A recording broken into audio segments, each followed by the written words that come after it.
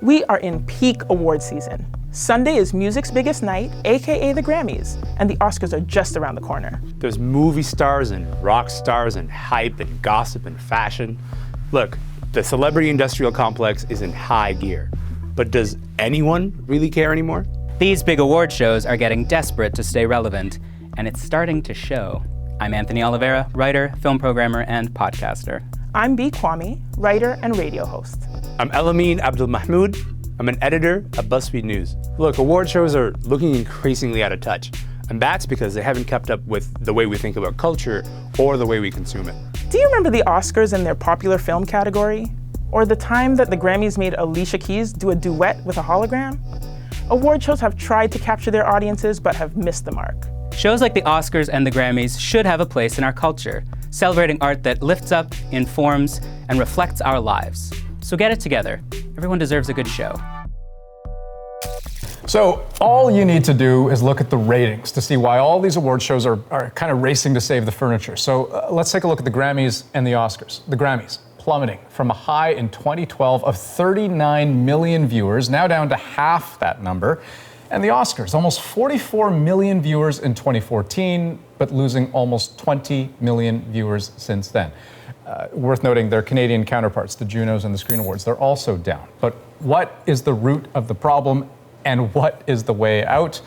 We've convened the panel to discuss that. So B, let's start with you, and let's start specifically with the Grammys. Mm-hmm. What would you say is their biggest problem right now? Well, you know, it's multi-layered, and I don't think that this problem is specific to the Grammys, but I find that with the explosion of the internet and social media and the fact that everybody has an opinion, you know, your average Joe can determine who's the new pop star. The Grammys are failing in relevance because they're still holding themselves up to this idea of they are the be-all, end-all of who creates the cultural and the musical icons, and that's not true anymore. So there's a big gap between what the Grammy heads think and what the general public who tune into it think. So I guess, yeah, even the concept of just having a once a year, the sort of big behemoth of an award show weighing in. I mean, what's your take, Elamine? I mean, like, if you think about the Grammys, you know, the most interesting moment from a couple of years ago was when Adele was, you know, stood and accepted her Album of the Year Grammy, the biggest award of the night. And she was like, this clearly belongs to Beyonce in her acceptance speech. What that says is that there's actually a distance between the way the Grammys think about who should get the Grammys and the way the culture understands, you know, the artists are actually making an impact. And the artists that are making an impact now, you'll never hear of them in the Grammy stage because they're all on SoundCloud. Mm-hmm. So there's this massive difference between the way that we think about, you know, culture coming kind of top down and us on the internet being able to communicate with each other, being like, no.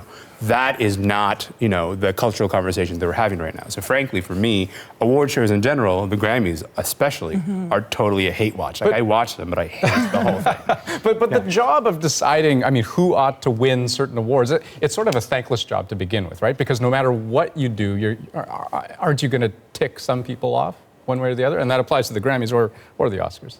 Yeah, I think that this sort of problem of demographics is emerging where the artists are getting wise to the fact that they don't need these old, straight, white bodies to decide who their audience is. They don't need the centralizing force. Even like Louis B. Mayer created the Oscars so that he could have these actors and directors clamoring to make products he wanted to sell.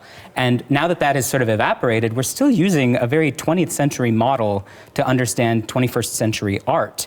And that's demonstrating itself as a problem, not just at the level of what the audiences want, but thinking that that's your decision to make in a lot of ways. Right. But I guess, I mean, so if you look at the Grammys again, so they've done a few things to try to introduce more diversity, right? So their diversity task force, I mean, they've expanded the voting pool by 900 some people, which should ideally better reflect, you know, a broader range of voting patterns. They've increased the number of nominees in major categories, going from 5 to 8. Alicia Keys, you know, a diverse woman herself, she's going to be hosting the Grammys. I mean, these aren't small changes, right? But you know what, I think it's too little too late. So this week we just would have marked, if he was still alive, Bob Marley's 74th birthday, on Wednesday. And Bob Marley never got a Grammy in his life.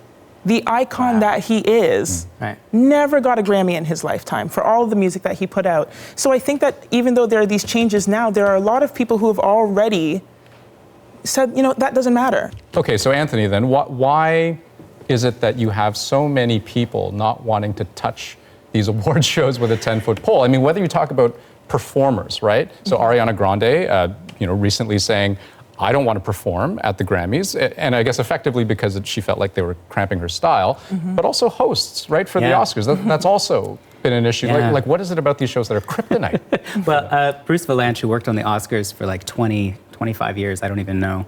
He probably would be mad about me saying how long it was, but he said that anyone who has the skill set to do it is already famous. The only thing that can happen is it goes wrong. Like, if it goes well, everyone says, he was fine, or she was fine, and if if something goes wrong, it's an albatross around your career for the rest of your life. Like, people watch the Oscars. You're talking about hate watching the Oscars. People watch awards for the moments when things break down. It's one of the things I love the most about award ceremonies, is because it's like such a long amount of time that it allows for a certain amount of pressure on the veneer to crack. And like, these people are standing up there and maybe somebody made a mistake, and all of a sudden Jennifer Lawrence or whoever is on stage, has to deal with the mistake. That's the appeal of the Oscars. Like, these people whose personas are so polished, exposed to the brightest possible light. And for a host, I mean, that's 4 hours. Okay, but I mean, you folks would say that the awards just aren't even worth what they used to be worth, that the cachet or the prestige. You know what? I'll give you an example. So this is thinking about the Junos, right? And we're looking at the Junos that are going to be coming up in London, Ontario, my hometown. And just had to plug that. And this is going to be the second year that Drake has not submitted his work to be considered for nomination. And if we look back, I mean, the Junos have had a really contentious history with Black musical artists, hip hop in particular, going back like over 20 years. And Drake hosted in 2011, was nominated, I think, for 7 or 8 awards, didn't win one, and he's never been back to the Junos again. I think the same principle applies to Ariana Grande in the Grammys, right? Like, she can tweet to her followers, and they will buy the record, they'll buy the concert tickets. What does she actually get out of the Grammys? Is it respect? No, like, she already has that from the people who have been following her career for a long time. So, if she's going to come, she wants to perform the song that she wants to perform. Right. And if they say no, it's like, why would I even bother? What do I get out of this? Right. I think that's fair. The broader trend in culture, like, you see Taylor Swift not signing with Spotify until she gets a contract that she wants. You see Tidal emerging as sort of like a creator-driven project. Like, the question is increasing, like, who are you to tell me whether or not my art is worth awarding? Yes. So real quick go around, because I want to wrap this on as productive a note as we possibly can, because it's easy to poke holes and things. Right. Yes. So I mean, if I give you 10 seconds each, how you would improve these award shows, be they the Grammys or the Oscars or what have you. The first thing that you do is get a host that is relevant to people. And I think it's very telling, particularly for the Oscars, that, with the whole controversy, they couldn't find a single person to come up and They've decided to go hostless. Yeah. I think a young comedian who's actually able to communicate with people, who has a successful Netflix special, like a John Mulaney, might be more relatable to people than... Nicole Byer. Right, 100%. And can I just say for the record, going hostless, terrible idea. Yeah, it's not going not that I have any vested interest in that. You do a little. Anthony, how would you improve these shows? Yeah, I think that hostlessness is an interesting concept to think about, because in some ways I think that the audience has become its own host. They engage with the show as much or as little as they like. They're tweeting about it. They're like checking out Tumblr. They're just watching clips. Like, if you're there for the 4 hours, great, but some people are just sort of waiting for their own sort of level of engagement. I think so much, even these charts we look at, like, Nielsen ratings, Nielsen families are not a thing of the past, and like, people are consuming these in lots of different ways, and they need to rethink, well, is the best way to air this in a 4-hour chunk, advertised to heck? Like, is that really what we want to do, or should it be something that is already sort of curated in advance for audiences? Yeah. B, you get the last word. Yeah, I think something personal for me when I think especially about the music awards like the Junos and the Grammys.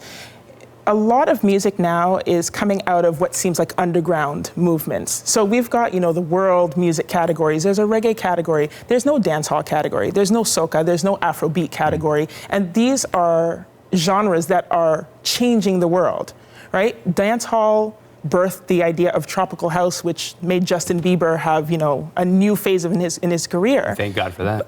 Yay for Justin Bieber. But taking it back to the originators, there's nowhere for them to receive that recognition. You guys are, all that being said, still going to watch these shows? You said hate watch. I'm going to hate watch. I'm going to hate tweet the whole time. Anthony? I'm actually hosting at TIFF for Okay. their party this year. So I also have a horse in the race about hosts. Yes. I will be watching mainly on Twitter. So All right. that's it. Thanks so much, guys. Thanks. Thank you. Thank you.